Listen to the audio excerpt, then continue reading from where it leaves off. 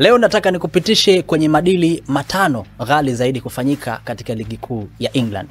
Dili namba 1 ni mchezaji kutokea Bayer Leverkusen kwenda Liverpool, na mzungumzia Florian Wirtz ambaye ada yake ni paundi milioni 16.5.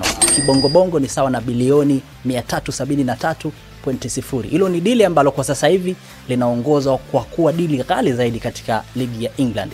Lakini dili namba 2 katika ligi hiyo ya England, na mzungumzia mchezaji kutoka Chelsea, wanadarajani hawa The Blues, anafahamika kwa jina la Moses Caicedo.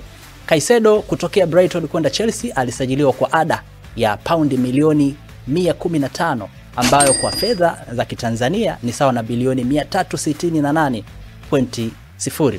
Mchezaji mwingine yuko pale pale katika klabu ya Chelsea, naye pia alitokea katika klabu ya Brighton na kwenda Chelsea, na mzungumzia Enzo Fernandez. Yeye ada yake ilikuwa ni paundi milioni 116.5, ambayo kibongobongo ni sawasawa na bilioni 341.8.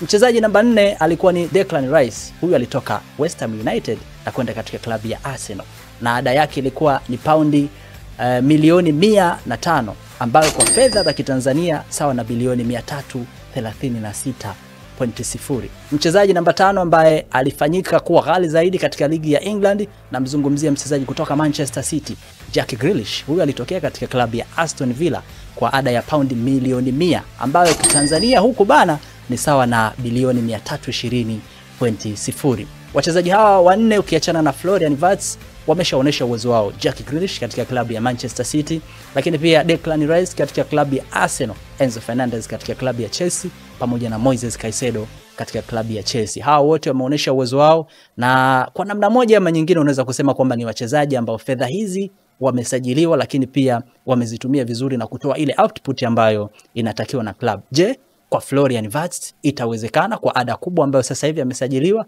Ana uwezo wa kuwa mchezaji ambaye ni sawa na thamani yake kuuzwa katika klabu ya Liverpool? Niandikia maoni yako